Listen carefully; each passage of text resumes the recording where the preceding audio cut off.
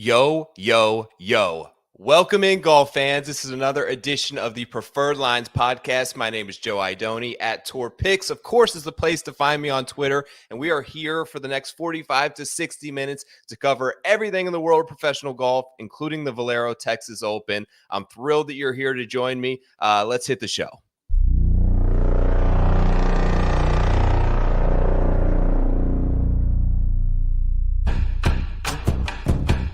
Full 9-iron for him. They're going to go nuts when he hits this thing.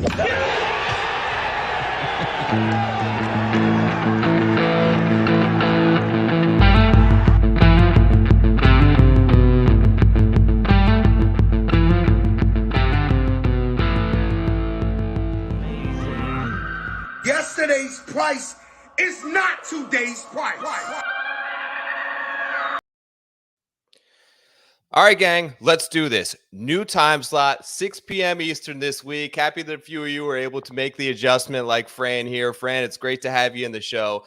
This is the Preferred Lines program. We are going to talk and recap everything that's happened once again in the world of professional golf. We're going to do a quick course preview for the Oaks course at TPC San Antonio. We're going to breeze through the odds boards, give some picks to win. We're in early. We'll get out early. Let's get after it. Of course, this show is proudly presented by the great folks over at Rotoballer. There's my boy. What up, Justin? Hideki week, Joe says. We'll see. I'll be on that shortly. But like I mentioned, the show proudly presented by the great folks over at Rotoballer. The promo code you need to use that would really help me out. Lines, Lines, a nod to the final word in this show's podcast.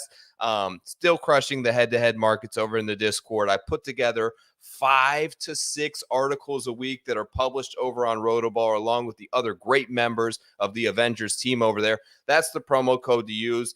Thank you again to Rotoballer for supporting the show. And got to mention, blown away, guys, by the amount of people that supported. And this just came in. I don't even make these. I don't even stock them myself anymore. But the Preferred Lines t-shirts are in. The back is sick. I don't know if you see this. Comfort colors, heavy cotton tees. They are legit quality. The printing on them is fantastic. They ship in 2 days after you place an order. I believe if you get in there today, the link I have in the description of this podcast, you can go over there, get it, and have it shipped in time for Masters Week. I appreciate all of you doing so. Now, let's talk some golf. I've got a special guest that I'm proud to bring to the show this week.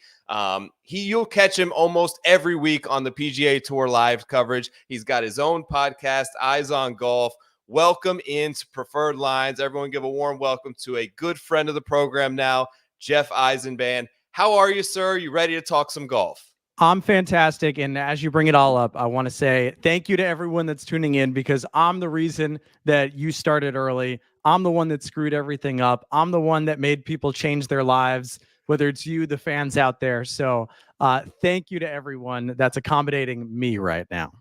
Dude, we are happy to have you on, and the people here are thrilled to hear what you have to say. My man Joe here, I'm happy to hear that you got the show, Joe. I got mine this weekend, fired up by how it came out. Anyone else who wants one, go over to preferredlinesgolf.com and get that. Jeff, let's start here. I want to talk about your experience in terms of broadcasting, because you've done just about it all, my man. You've done basketball, you've done esports, now you're into PGA Tour Live Golf. Talk about your evolution in sort of your experience and growth in the broadcasting space and commentating on professional golf. Yeah, it was a little weird at first. A lot of the people that followed me in the esports world were like, I don't get it. You were doing virtual basketball, now you're doing golf. What's going on there? But it's a long story. The short version of it is, like you said, I started at a website called thepostgame.com, which was a Yahoo Sports site, was doing a ton of digital work, kind of like what we're doing right here. Golf had definitely emerged as one of my specialties. At the same time, I was doing broadcasting for the NBA 2K League. I did everything with them, from on-desk hosting, kind of being the Ernie Johnson of the halftime and post-game show for the NBA's virtual basketball league. Did some sideline reporting, play-by-play, color, deep Tom Rinaldi level interviews. We did it all, and it was a lot of fun. But really, I had a drive to get into what we would call in that industry IRL sports, in real life sports. And golf was something that, as I turned into a freelancer, I was banging on the door. I actually hosted a golf betting show once a week for about 12 weeks on MSG Networks. And that was the reel that I ended up sending to the PGA Tour. I was like, hey, I'm talking about this, but I want to do play by play. And it happened to be a great time because PGA Tour Live, as I'm sure many of the people watching know, went from the NBC Sports Gold era of one stream a week to ESPN Plus 4 streams a week, which means, you need basically almost 6 times the talent every week. So it was a great opportunity for me to step in and be a part of the ESPN Plus team.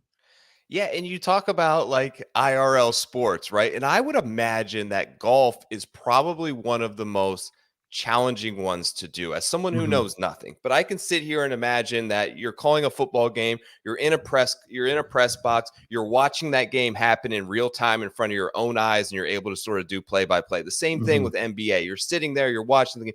Golf, you have to be in a studio. Action is happening all across the course in different parts simultaneously. And it's really up to the person on the mic to tell that story and bring these different parts and chapters all together for the viewing audience. Talk about the challenges that are presented with just golf versus most other sports, how difficult that may be.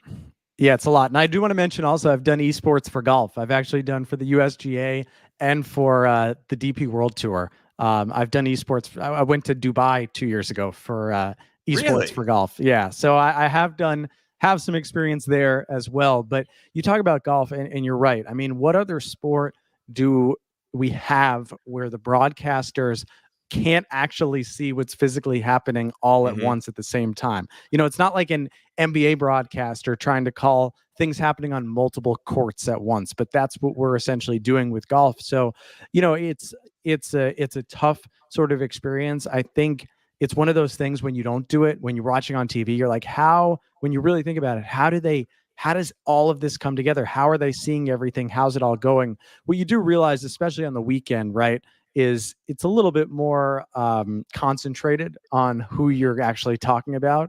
And even during Thursday and Friday, you're really focused on some of those bigger names. And if guys start to emerge, we start to follow them. But you're right. You are updating a lot of people on what's happening. I'm glad I do this in the ShotLink era. I can't imagine what it was like, right? Calling golf in the 80s or 90s. Someone emerges and you have no idea how they got to that point, almost like being at a golf tournament. So there are some incredible challenges that come with it, but also for PGA Tour Live, we're lucky that a lot of our streams, lucky from a actual professional standpoint, a lot of the streams are featured groups, marquee groups. So you really get to dig your heels into 3, 6, 12 guys, whatever it may be. And I think also the experience of sitting there for multiple hours, multiple days, doing this multiple weeks, you develop context that you're able to share with the viewer that you're not sitting on the couch necessarily watching the same guys for 4 hours at a time. But when you're broadcasting it and you're doing it, you get to see things that the fans may not have seen everything, and you get the opportunity to update the fans on that. Is the majority of the work, out of curiosity, done on site from like a production truck, or are you in like sort of the home base at Ponte Vedra Beach and getting like a feed that's maybe say 15, 20 seconds ahead of where we're seeing it so that you're able to sort of prepare for the next call?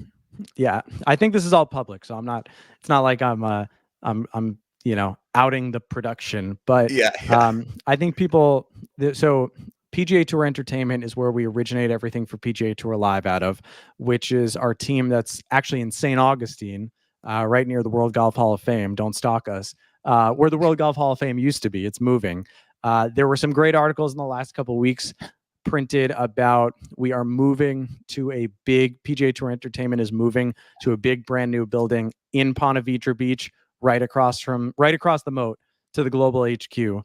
But it's not ready yet. So that's the plan, is to move there in the future. So we're in four different streams in 4 different studios, broadcasting there with a level of the broadcast team. Producers and directors are there with us. And then we've got a whole other production team that's on the ground at every event that is working out of those new trucks that have been written about as well this year, that they are running all the cameras. We do have an on-course walker for 3 of the 4 streams that are down there. All of the stuff that can't be done anywhere else. All the boom mics that are held that were getting those caddy conversations. That's all going on at the actual event. So for me, I'm in New York right now. When I travel, when I do events, I go down to St. Augustine, and that's where I spend, 4 to 6 days in the trenches. And that's where I'll be in Ponte Vedra Beach next year. Would I love some more experiences one day on the ground? 100%. I'd love to smell the grass and see things for my own eyes, but this has been an incredible opportunity and something that, we can get into, but something that we didn't used to have, right? For broadcasting golf, and for the fans, I hope they understand how great and how beautiful this operation is, that you are able to wake up on Thursday morning right now, right? Valero Texas Open will probably start 8:30 a.m. Eastern time. You can wake up and now you can watch a main feed, an all-inclusive feed of golf from the moment the first shot is hit on Thursday morning to the moment the last putt drops on Sunday. Yeah, it's come a long way. And I think the product on ESPN Plus is far better than the product was, previously on PGA Tour Live when it was on the Golf Channel Network. You get so much more access to shots. But you're active on golf Twitter, Jeff. I'm sure you hear the noise and the people complaining and the discourse. We need more golf shots. We need less commercials. We don't want to hear the 10-minute monologue story about a player. We just want to see golf, right? That's what everyone's, and even the players have kind of come out and said this. Homa, Morikawa, I've heard recently. Patrick Cantlay as well said there needs to be changes sort of the, in terms of how the game is covered from an entertainment aspect. Everyone hears it. You guys hear it as well. What sort of changes do you envision over maybe, say, the next 1 to 2 years that could fill that void that fans may be looking for? Yeah, I mean, I'm not the one necessarily making the budgetary and production decisions, but I think you've heard a lot of, overall, it's been moving in the right direction. I think people can say that. And I think that golf, like all sports, is going through a time where everyone's trying to figure out, everything used to be so simple, right? Put the sport on, take a commercial break. Put the sport on, take a commercial break. And it's not like that anymore. I heard some things like having a sounds of the game for golf would be awesome. And that's something that I think can be reached with the players, where it's like, hey, we're miking you all up, or we're putting the microphones close to you. Not everything will be live, but we're going to take the best stuff and kind of pop in every hour with, this is the best stuff over the last hour, or whatever it may be. Because I think fans want that a lot more. And I think they want that in all sports, right? Think about the NFL films content that we get every Monday or Tuesday that everyone loves to hear. I think golf fans want a lot more of that, because like you said, I think fans, we show a lot more golf shots. And I think then sometimes fans go, well, I don't need to see that guy's shot, and by the time we get to Sunday, fans, there really becomes, let's focus on the 5 guys who are right in it. Let's build the drama. I want to see the player's reaction to this shot more than going to a guy who's 7 off the lead on a different part of the golf course. I think that, it's finding out what is really going to hit that pulse. I understand what you're saying, that sometimes in the heat of the moment, we don't want to toss to a 5-minute feature when everyone's locked in and just wants to see the golf shots. But I think there are also some tournaments, and I watch golf with my fiance. I watch golf with friends, majors who aren't maybe as into things, and they love learning about guys that they may not have known about, during the weekend and of majors. And I think that some of those times, those things are important. So it's a matter of balance, like everything in life. And it's a matter of how can we not lose that flow, right? Yeah. Not lose that.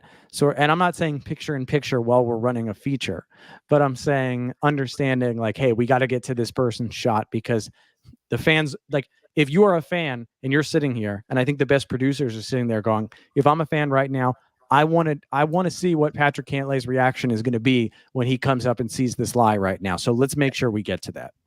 Yeah, absolutely. And I find it fascinating too, but I totally understand what you're saying, how there are different audiences, and some of that 5-minute long narrative storyline stuff appeals to certain people. I think that I would love to see sort of an evolution of, like, I don't want to call it like a gambling or a betting feed, but something that's more specifically catered to that audience that just wants strictly stripped away golf shots. Like, we want the cut line covered. Like, I don't necessarily, for when I watch it, like, I would get frustrated when, for TPC Scottsdale, for instance, when they on Friday, when they basically exclusively on the coverage just showed the 16th hole and we're covering everyone that came through, and because that's what a lot of people want to see, but we're missing like the entire cut line and that drama that is filled there. Viewership numbers have sort of been down throughout this entire year. What do you, and it's not coverage related, but what do you sort of attribute that to? I wonder if the idea is that we need this singular dominant player that Scotty is kind of evolving into. Is that best for the growth of viewership numbers? Is it good to have a Titan alongside Scotty that can duel with him week in and week out and have these two pillars of the sport? Or is it better like we had last Sunday, where you have 7 or 8 sort of Davids right there trying to slay this Goliath, and which one of these guys can get it done? Is there one of those molds that you think is best suited for the majority of the audience when you look at viewership as a whole? Well, you may have heard there are some players who aren't on the PGA Tour who might be of PGA Tour quality. They're decent. So that could have a direct effect on ratings, and may have been something that those of us who know the sport have been talking about for probably 12 to 18 months now about, hey, let's, right. I mean, I think it's no secret that a split golf world created some catchy headlines and a lot of conversation among people who weren't golf fans at first, but we knew long term, to eventually you need people to know where they are tuning in and getting the best golf, and that'll happen down the line. But I think, to your point, I think building up personalities, players, not even personalities as much as player profiles, I think is very important. I think what you're seeing with Scotty right now, because the knock that people have had on Scotty over the last 2 years is he's not that he's not that interesting, or he doesn't have enough personality. Scotty Scheffler has not changed who he is over the last now 4 years on the PGA Tour, or whatever it is, but 4 or 5 years. But now, because he's won so much, because he's breaking records, because he has maintained this dominance for 3 years, you are seeing an interest and a respect and a lore that is totally cut out of the fact that he is the best golfer on the planet. And I think that winning will always kind of cure everything in that sort of way. I think you're seeing a little bit of Wyndham Clark in that right now. That last year it was, this guy kind of came out, he's peaking at the right time. And now you look at his body of work and you're going, okay, this guy's a baller. This guy's going to be a regular. This guy's going to be a star. I want to see, I want to watch this guy strike a golf ball. I want to see what he's going to do. I'm intrigued. I think the bottom line is, bigger names are always going to drive ratings, always going to drive aspects of the sport. But I think that also it's not as simple as that. I think that it's, like what you said about the Texas Children's Houston Open, excuse me, being a deep roster of guys. I'm intrigued as a golf fan. I was locked in seeing, looking at the leaderboard thinking anyone could win this. I don't know if someone who doesn't have the context is going to jump in as much. They'll see Scheffler. I mean, I was sitting with my fiance and she's like, okay, Scheffler, I know Akshay, like who's the skins guy? There's a lot of that.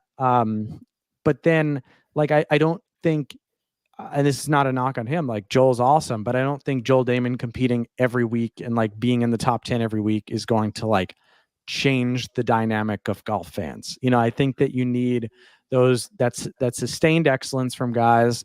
I think that there's a lot of critiques right now because the Rorys, the Spieths, the Thomases aren't holding up their end of the bargain, but they got here because of their sustained excellence, not just because they were personalities, because they've been among the top players, and we know that their ceiling is higher than everyone else's out there on the planet. Yeah, look, you mentioned a few of them. We're 1 week away from major championships, summer over the next 4 months taking place. A lot of those guys who are struggling right now are here this week. Rory McIlroy, Jordan Spieth, Max Homa, Colin Morikawa. These are big names that we sort of propped up. A year ago, Morikawa was the best ball striker in the world. Max Homa was a superstar in the making. Spieth still drives the ratings. Rory, of course, drives the ratings. These are huge names, and they all are struggling right now. Which one of those players would you say you're most concerned about headed into major championship season? I think I have to say Spieth. And yet I would be less surprised if Spieth won a major than some of those other players. But I wouldn't be surprised if Spieth just didn't show up in any of the majors. He'll show up at the Masters because he always does. I'm much more worried about the other majors. But I mean, I watched a lot of him at Valspar calling that event, and he missed the cut by one. But there's just too many loose shots right now. And what I don't want to see from Jordan Spieth is kind of turning into like we saw at the Century. He played really well this year, finished third. And there were some rumblings of Spieth's a shot maker. This is a great course for him. But can he play in other places on the PGA Tour? And he kind of hasn't proven that this year. He'll show up. He'll probably show up this week. He'll show up at Augusta. He'll show up at the RBC Heritage in a couple of weeks. This is a great spot on the calendar. So, people can bookmark this and say when he plays well the next few weeks, look what you did. But I'm much more concerned about a Pinehurst or a Valhalla for Spieth. That just his game has been too erratic and too volatile. But you talked about Colin Morikawa. The exact opposite could be said of Morikawa in terms of also concern, but his high weeks have just not been there, really going back to that Open Championship a few years ago, in 2021. And that's the biggest concern for, it's a little bit of Xander Schauffele-itis that consistency is great, but sometimes you got to hit the shots. And I just wouldn't, of those names that you mentioned, Colin would be the one that I would probably expect to win a major least right now, just because of that lack of really showing up and having peak weeks. Yeah, one of the things, and you kind of touched on it a bit earlier in the show, and I think is fascinating to me anytime we get an insight or a glimpse on it as a viewer on television, is the player-caddie relationship. And what I've really noticed with Scotty and Ted Scott in particular is their attention to detail and communication on every shot that Scotty Scheffler takes. They talk back and forth, they figure out a plan, and then Ted will step away and it comes down to one of those sides executing. Vice versa, there are some players, Rory doesn't talk to Harry really at all about any shots. He doesn't read a putt. He barely gives him a yardage, and he stepped out. I followed him very closely at the Players. I think Spieth and Greller is fascinating to hear them talk. I followed that group a lot at TPC Sawgrass, and just hearing them communicate. Do you think what is the level of importance of the caddy play in a player's results? And do you think it's something, like you mentioned, having more of that on the coverage? Do you think players are open to that? Are they worried that maybe they're going to get caught saying something that they could get a little bit of blowback for, or may put them in a bad light? Because I think it really gives fans on the outside to know what they're trying to do, because that's the mystery of golf. When a player pulls up for three, we know he's trying to make it. When a player, we understand the goal. Sometimes we don't understand the goal of all these shots, and it's not always to fire right at the pin. The goal may be, okay, we're looking 20 yards left here. I want to hit a soft cut over that bunker and land it 20 yards left the green. It's nice to know what they're attempting before the shot, and it puts some context into how good of players they are and adds a little bit to the broadcast. Do you think players are for the most part open to being mic'd up in those situations? I think maybe half and half. I think the players, like you said, are more worried that they're going to say something that's going to look bad upon them than I think that they're going to let out this strategy. Golf, there's no defense in golf, right? So, they can talk all they want, but if another player needs to actually execute in terms of what they're trying to do. So I think it's a lot of concern of hey, we want to have this free conversation. I don't want people to be on my case or me to shine in a bad light because of the way that me and my caddy curse or the way Yeah. that me and my caddy just go back and forth, or how I'm complaining about something in the moment. I mean, right? Like there are some players that complain about everything on the course, but are the nicest guys off the course. So I think that's a big part of it. You talk about the caddy player relationship. It is so. I think that there are a lot of, armchair fans who want to tell a player who their caddy should be. And I actually think Justin Thomas had this best. I think it was on No Laying Up a couple of years ago, where he talked about Tiger and Joe LaCava playing practice rounds with them, and he said Joe LaCava could not be my caddy. Like JT kind of called himself delicate in that, like, Joe LaCava and Tiger are yelling at each other about club choices, and Tiger demands that in a caddy. He had it in Steve Williams, he had it in Joe LaCava, that he needed sort of a guy who would be willing to stand up to him, challenge him, tell him a different opinion. And that didn't mean that Tiger was going to fire the guy. That's not to say JT doesn't want to hear differing opinions. He just doesn't want to be mad at his caddy during the round, right? So he had Jimmy Johnson. Jimbo, obviously has Bones now, and they, it's more of a getting along and being educated on the golf course. Now, I don't know Rory and Harry's dynamic as deep as other people do. I don't think they're crazy open about it, but it's clear that Rory is going to do what Rory wants, and Harry's there to help, but Rory feels most comfortable on the golf course with someone who is not going to get different thoughts in his head.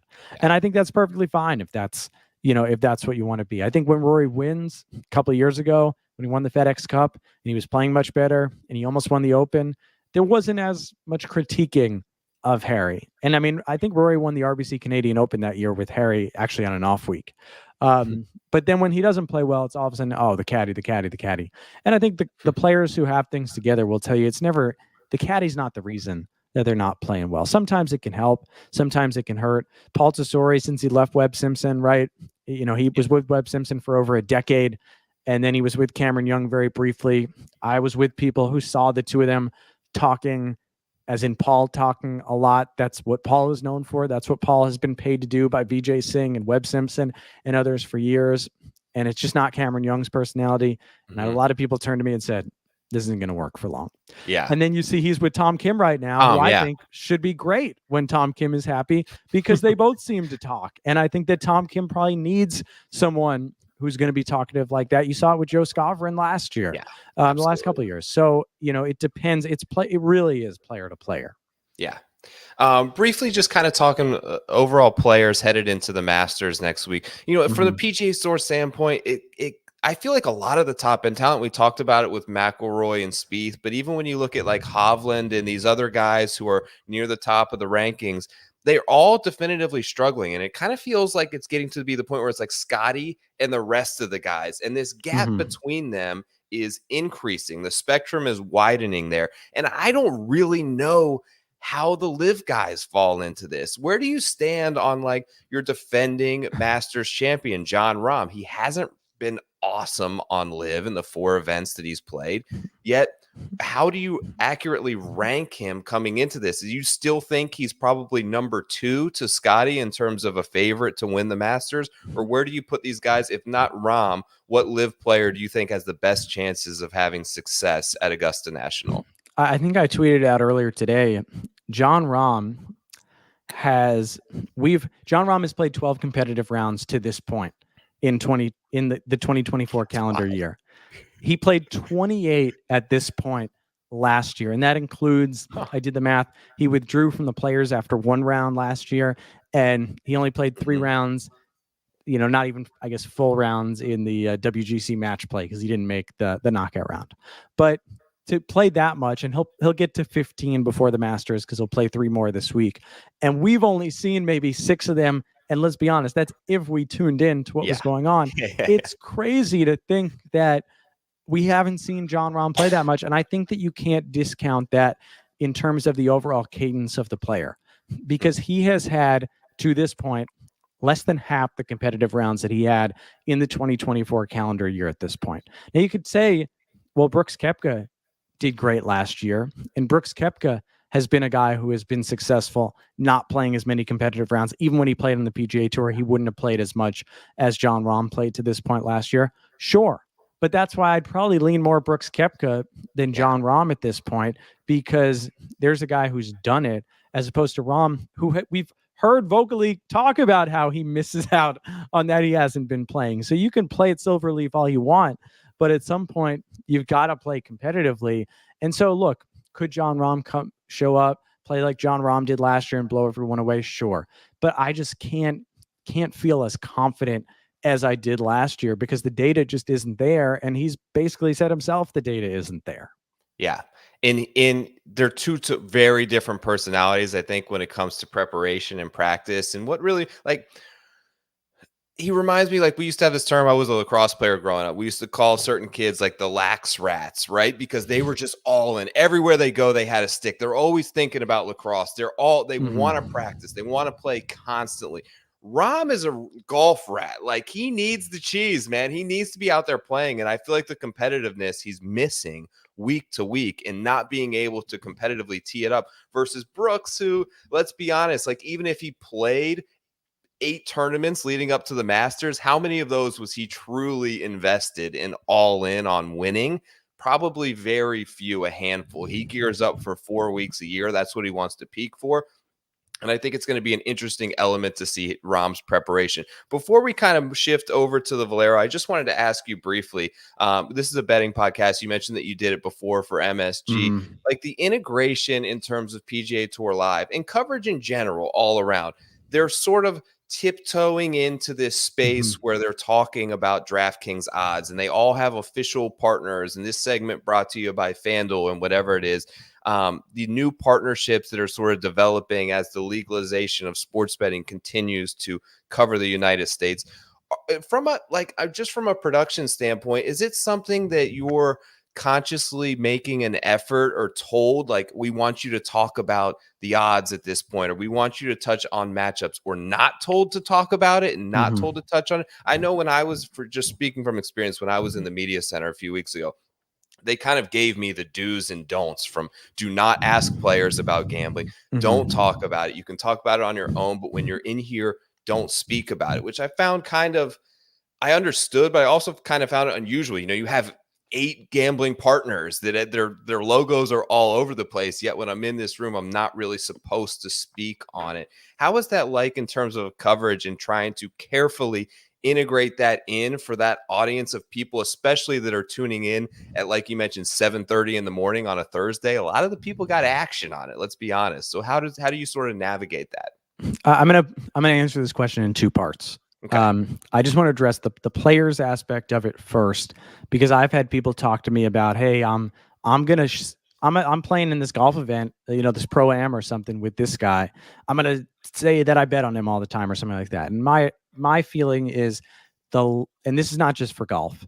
I think that if people who work in betting and bettors really want this to continue to be a part of the sport and be legal, I think we need to keep the players and teams out of it as much as possible, because I think once they start to be told that people are betting on them or asked about it, it does become a little dicey in terms of, like, the gray area becomes pretty black or white all of a sudden. Now, to your point about from a broadcast standpoint, there's no one really telling me what I can and can't do.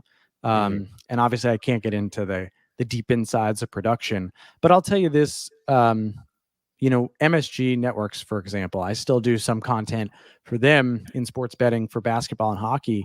And one thing that I've realized in the industry, I'm 30 now, and betting became legal in Jersey probably about 5 or 6 years ago now, kind of the other state other than Nevada.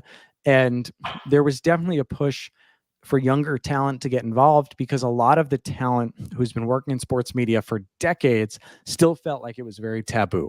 And I think for the next generation of people coming up, it's something that we are kind of being bred on, is a part of our life, is more normalized, is less taboo. So it's, you know, it's a way for us to break into the industry, and it's a way for us to take opportunities that those before us really don't feel comfortable with.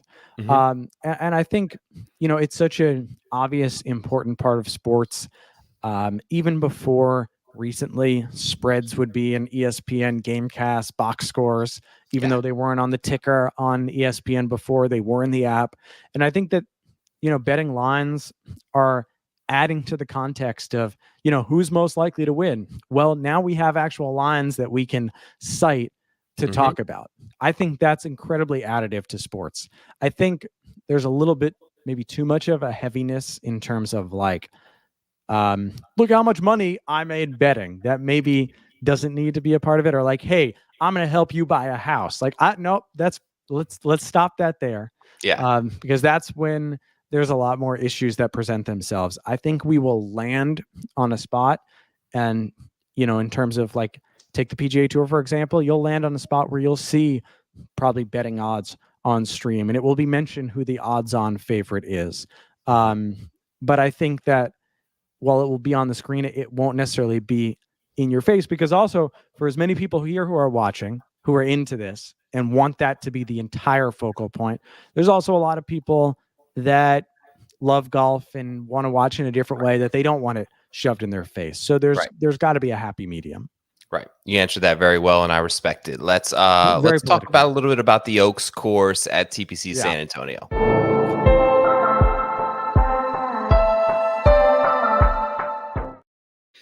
All right, gang, course preview portion of the show. The Oaks course, TPC San Antonio. First of all, this event, the Valero Texas Open, is actually the longest running professional golf tournament to be held in the same city for its entirety since 1922. So we're going on over 100 years that an event. It's gone through some different name changes, but in its fashion has been in existence.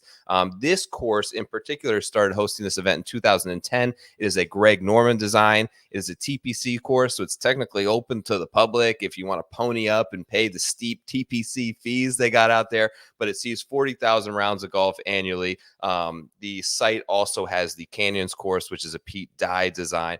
Overall, I think one of the unique aspects when I look through the scorecard about this golf course that I think is a bit unusual or atypical in terms of the PGA Tour setup is the difficulty of the opening start. So the first and the fourth holes are the two hardest holes on the course. In fact, 6 of the first 9 holes play over par. It is a very tough stretch, and you got to come out of the gates ready to roll at this course.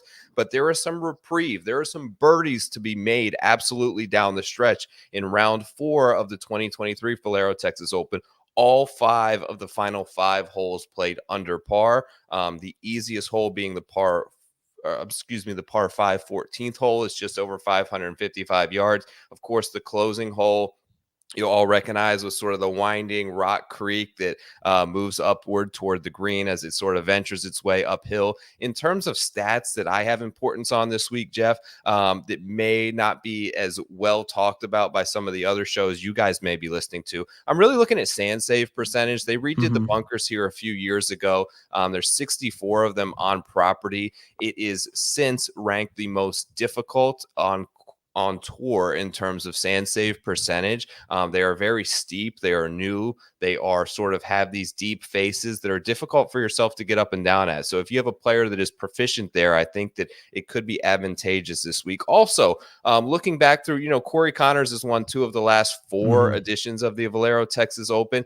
He mentioned that this course favors a right to left ball flight, or a guy that hits a draw off the tee for right-handed players. He said this, quote, "This course is a little different style-wise than we see, but for me, I like to hit the ball right to left. It's important at Augusta also, and I think it fits really well here. Being comfortable seeing that shot shape, I think translates really well into Augusta. So this being the player's final tune-up, I think is important." And lastly, I don't think a lot of people are going to look at distance and power as much this week because of the narrow fairways, but there is no penalty for the rough. It kind of has a little bit of desert golf aspect, but if you have a huge miss off the tee, you land in sort of those native areas and you can get Kevin Nod by chance if you get in those trees or bushes. But for the most part, the rough is not a problem. I think that power sort of unlocks the potential to go after all the par 5s. The 17th hole is actually right around 340 yards. They usually will move the tee up one of those days, so that can become drivable as well. And I think that having prodigious power off the tee can be an advantage that may go a little bit underlooked here. The missed fairway penalty from the rough ranked the lowest on tour in 2023. It's not thick, it's not steep. As long as you don't have a huge wayward miss, you should be fine. They're actually the birdie percentage. I saw PGA Splits had this from the rough last year was actually higher than the birdie percentage from the fairway. So I think that comes down to distance and guys being closer to the hole. Those are sort of my notes on this golf course. Jeff, do you have anything that you see or sort of to add there from what you've been looking at? I think that's a great summary, first of all. I think that I like what you said, about the bunkering, because there really is a lot of trouble on this course. The hardest thing for me to judge is the holes are not, I wouldn't say that this course is an example of 18 holes that are, they're some of them are distant siblings. They're not exactly, they're not like the siblings that you would recognize. You need someone to they're brothers, even though they don't look the same. Because, some of these holes have tight fairways. Some of them don't. Some of them have trees. Some of them don't. There's a lot of, if you dropped Harbor Town into Texas, aspects that I feel here with a little bit more length. And that's maybe why Spieth has shown up at both locations before, because there's a lot of trouble to get into and there's a lot of hard trouble to get out of. I like what you said about Corey Connors. I'd add that Charlie Hoffman has had a lot of success here, who also looks like he has hit that he hits a draw on every shot. Even when he doesn't, just the way that and of course the big joke is how he's had the greatest first rounds at Augusta National probably in the last 15 years. There's a lot of connection there. I'm looking at guys who are ball strikers because Connor Spieth and JJ Spawn is the other guy who's won in the last 4 editions. I think that you need to be able to shape shots here. It's not just a total, bomb and gouge because of all the problems that do present themselves, but you do have to be able to hit the golf ball, and your putting is not going to be able to save you if you can't get to the greens here. Love it. Let's look at some players and their odds this week.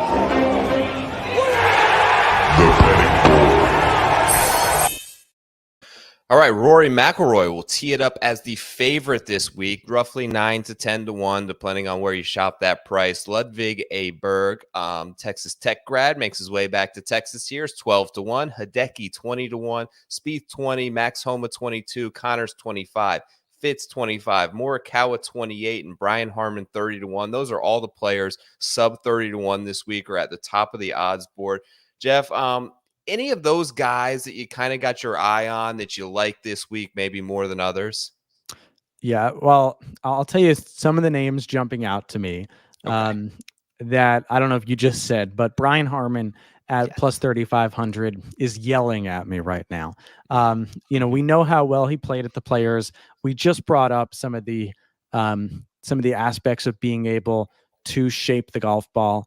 You talk about having to hit a draw here, and maybe that's the first thing that comes to people's mind. Brian Harman also is able to shape the golf ball. I don't think it matters that he's a lefty. Being able to cut the golf ball here, I think, is just as important.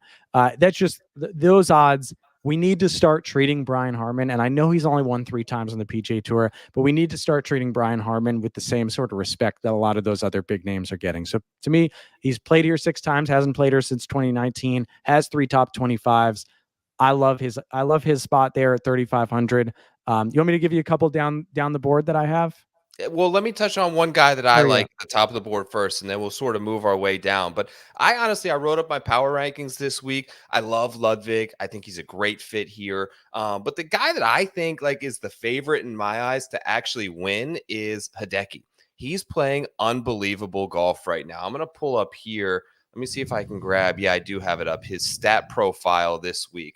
So look at his stat profile from Hideki, his last 4 rounds played. The approach numbers are off the chains. The around the green numbers are outrageous. He was able to finish T6 at the Players despite losing 2 strokes putting. The guy has gained 34 strokes on the field in his last 4 starts, put together one of the best final rounds we've ever seen in the history of Riviera Country Club.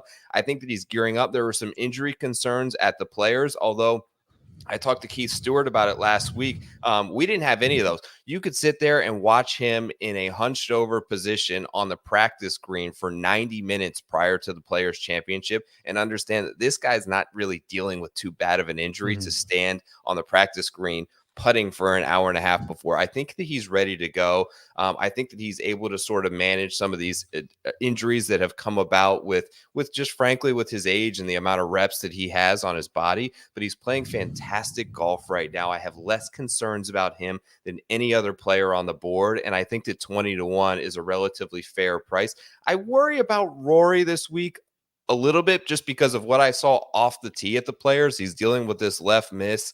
I wonder, the change up in schedule. He usually doesn't. He puts a ton of prep week. Last week, what did he? Last year, headed into the Masters, he said he played like some outrage 150 practice holes leading up to Augusta, and it went terribly for him. Change in strategy this year. He played 3 times in Florida, which was unusual for him because he teed it up at the Cognizant. So 3 consecutive weeks.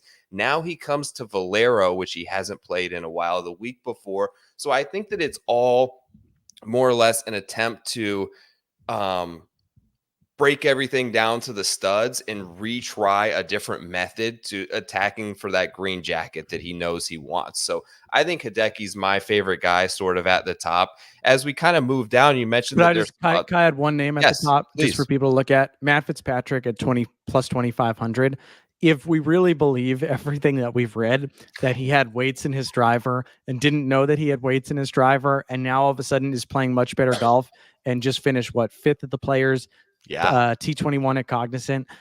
There's reason to believe that Matt Fitzpatrick will return to that form that he was in closer to the U.S. Open 2 years ago. The guy won the RBC Heritage last year, apparently with weights in his driver. So if he is more locked in, this is kind of the time in the schedule where he's played better in the past. I don't know if you're going to get those odds as he continues to improve as the year goes on.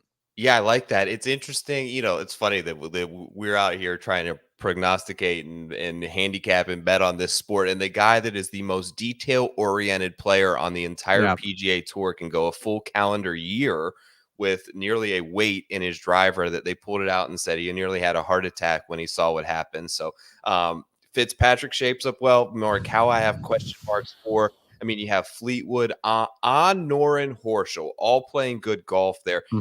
English has made some positive strides. I tweeted out earlier that the only player in PGA Tour history to win 4 events in the state of Texas, albeit over 10 years ago, but that man's Adam Scott. Russell Henley, 45-1. There are a good portion of guys here in this sort of middle tier range. Jeff, are there any that you kind of have your eyes on this week? I have 2 here. I mean, I have not of that group, but I have Akshay at plus 5,500. Akshay Bhatia is right down there where, again, another guy we got to start respecting. Or you have him there, it looks like. Is that plus 6,500? Yeah, 60. There's 55 at DraftKings. I think the 60-1 is over at FanDuel, so you can price it around, but he's right in that range. I mean, what does Akshay have to show us? We just told you that ball striking has been, Corey Connors won here 2 of the last 4 events. That's not exactly, that is a guy who's a pure ball striker and not exactly the most elite putter in the world. So Akshay is only going to get better. And not just that, I know he won last year. He almost won the Century this year. I feel like, especially for a guy who's a household name at this point, I'm shocked to see him down there. And then the guy, by the way, Tom Kim also jumping out there. If he's healthy, that's way too low for him. I mean, Tom Kim should not be behind Bo Hassler, or the same as Bo Hassler and a couple of those names. And then I'm seeing, at least I'm looking at DraftKings, I'm seeing Nikolai Højgaard all the way at plus 7,500. I mean, sometimes you have to look at this stuff and go, what are people, is the public not watching the same golf that I'm watching? Is the public not watching a guy who finished as the runner-up at Torrey Pines, who was so great in the Ryder Cup last year? To see him at those odds right now, I feel like if you're going to, if you want to take a guy and, play him multiple weeks until he wins, great time to start with Nikolai Højgaard. Yeah, I love that. Here's a couple guys that I have. So I took Harris English. I got an early number this morning at 50-1. It looks like you can probably still get some 40s out there, but His last 4 starts, he's been playing really well. T17, 7th, 21st, T19 at the Players Championship, and he had been dismal at TPC Sawgrass. He had never been able to play that course well, but he did finish top 20 this year. He's managed to gain strokes putting in 7 of the last 10. He's hitting 70% of greens in regulation. He's above tour average in distance. He's above tour average in driving accuracy. He's well above tour average in scrambling and sand save percentage. I think that he's sort of trending in the right direction. And I did take Tom Kim, Jeff. 60-1, withdrew at the Players. I believe he had a little flu bug, but it was a sickness. It wasn't an injury that caused him to withdraw.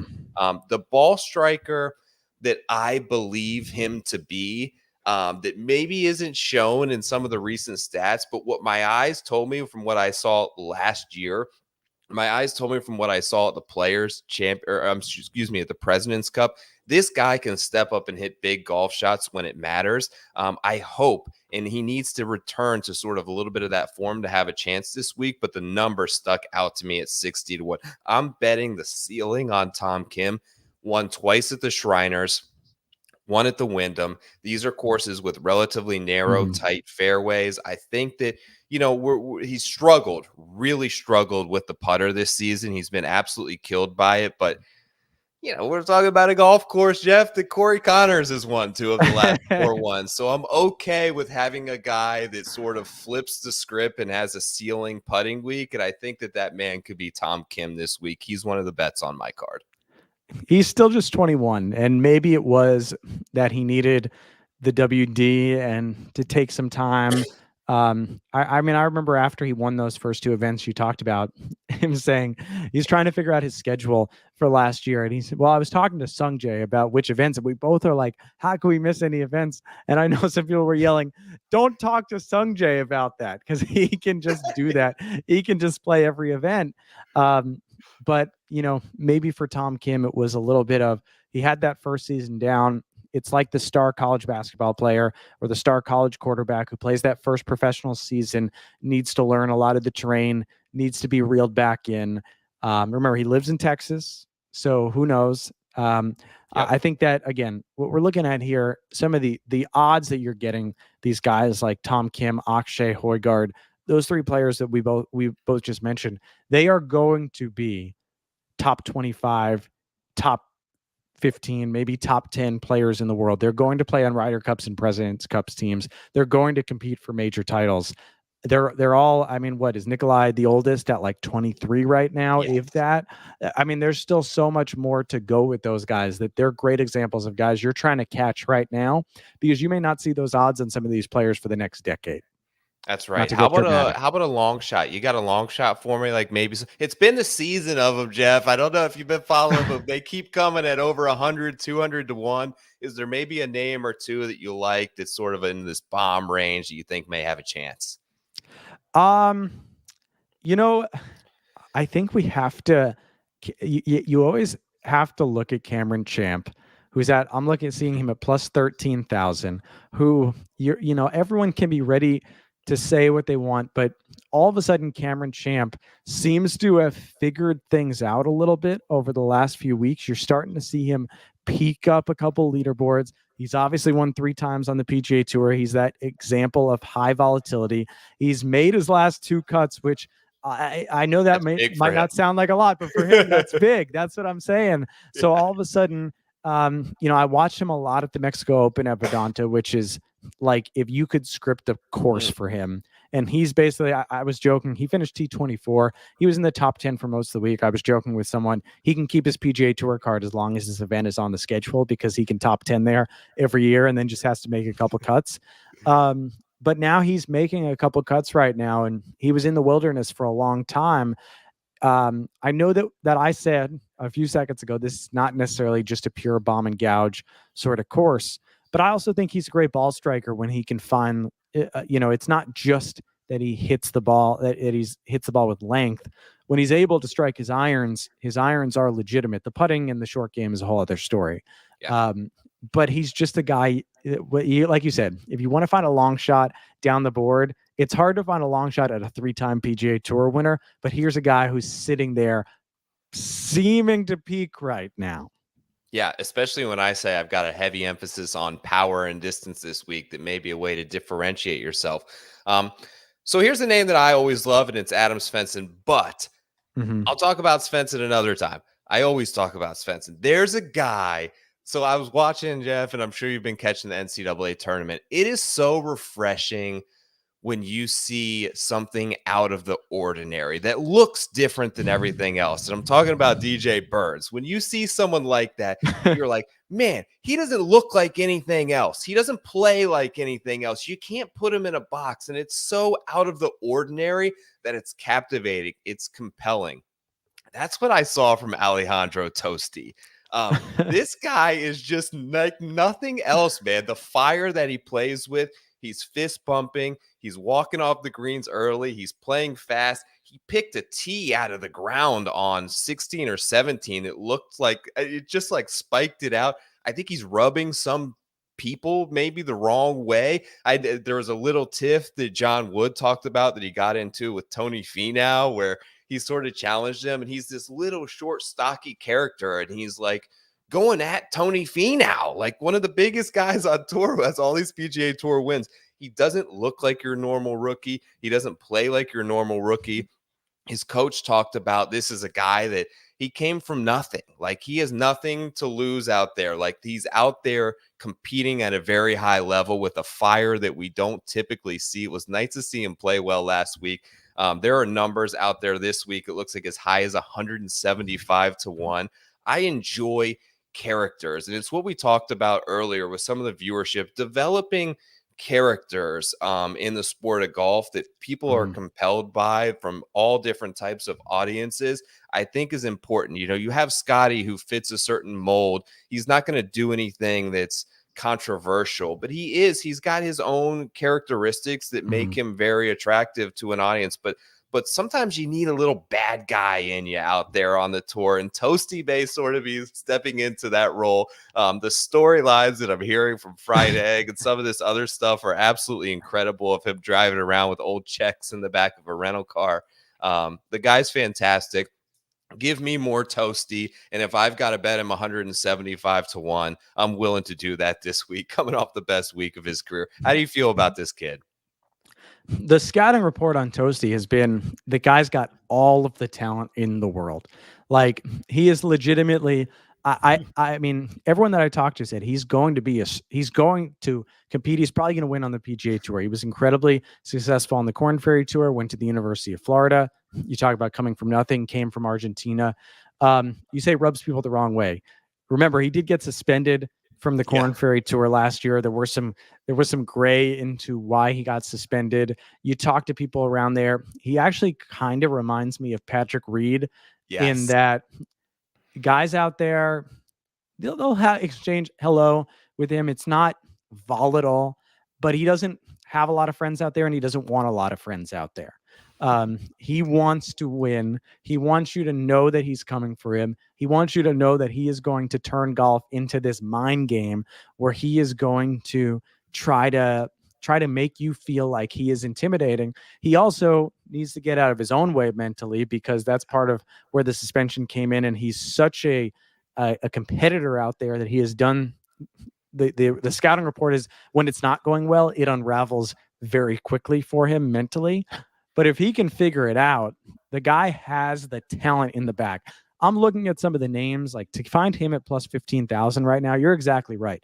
There are names in here I'm going, these guys aren't going to win, but he could win down there at plus 15,000. I also just want to shout out my guy, Justin Lowers, down there at plus 20,000.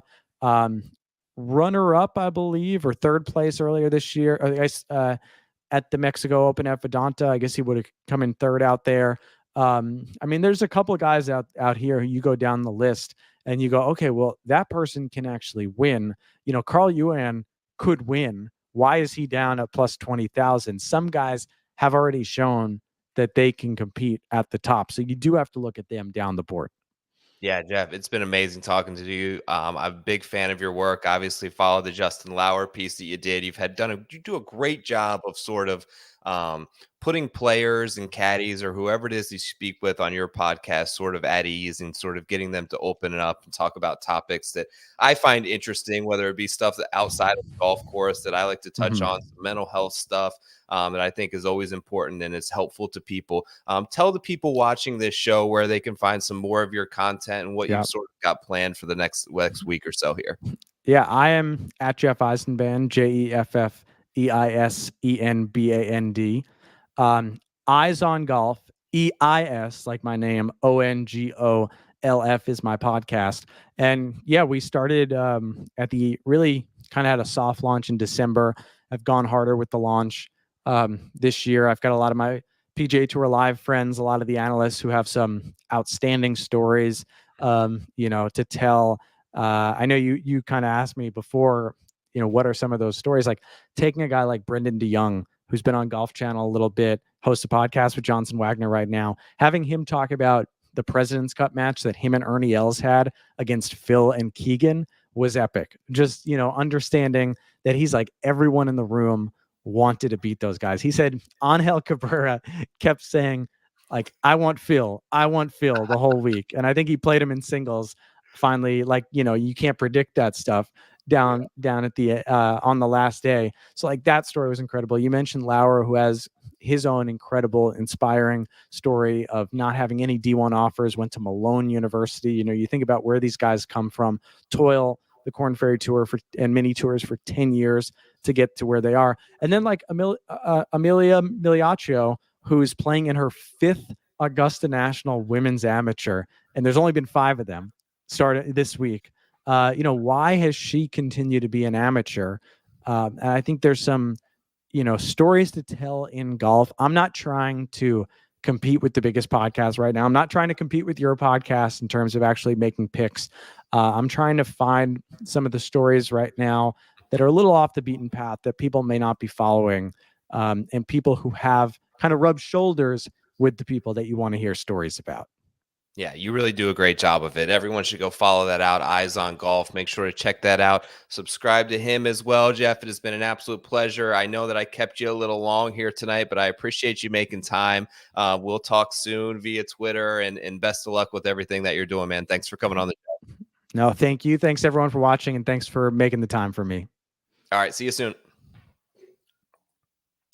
All right, gang. Awesome to talk to Jeff. I hope that you all enjoyed that. Best of luck this week. I'm going to do a quick final thoughts segment and get out of here. Just real quick this week, I found myself super grateful and happy this past weekend. I was able, I hadn't seen my mom in nearly a year. She was supposed to come Christmas time. A crazy story. She booked a flight down here. She got all the way to Fort Lauderdale, and my wife and I were like really sick, and my mom was not in the best of health sort of long term. She's had some complications. I was really sick. I knew she was getting in. I'm like, you know what? I don't want to give her something that's going to make her super sick. I lost my taste. I'm like, uh-oh, go take a test. The entire house had COVID. She flew here, had to fly back to Ohio, didn't get to see her. She finally made her way down here for Easter this weekend to spend some time with the family. And I was really grateful for that. We went to Mass. I should go more, but I have a great life. I have a great wife. I have awesome, sweet kids. I have parents that are active and involved in my life. I had one of my cousins passed away this weekend. And I didn't have a great, a super deep relationship with them, but it's one of my first cousins, and he's not a hell of a lot older than me. Had kids, had cancer, unfortunately, fought it for 10 years, and ultimately succumbed to that disease. And it just made me appreciate moments like I was able to have this past weekend with family and in good health, with an understanding that life isn't always going to be this easy at all times. I'm able to work a day job that fulfills the financial needs for my family. I'm able to pour my heart and soul into a hobby and a dream that is this podcast and golf content. I'm able to coach my son's lacrosse team. I'm able to have a good and loving relationship with my wife and spend time with her and go through life experiences with someone that I wouldn't rather do it with anyone else in the entire world. I'm extremely grateful for everything that I have. And I wanted to take a moment to also appreciate you guys for supporting the show. The amount of people that did so by buying these t-shirts, which you should probably go to Preferred Lines Golf now and get one of these shirts so you have it in time for Augusta National. I'm overwhelmed with the support. Thank you all. It means the absolute world to me. Next week, I'm going to be live in Vegas for the Masters, doing content over on the Mayo Media Network alongside two of my good friends and people that I really respect in the space, and Jeff Feinberg and Pat Mayo. I cannot wait for that. This has been the Preferred Lines podcast. Best of luck. A full card will be out tomorrow. I hope that you hit a winner at Valero Texas Open. Talk to you guys soon. I'm out of here. Good luck. Peace.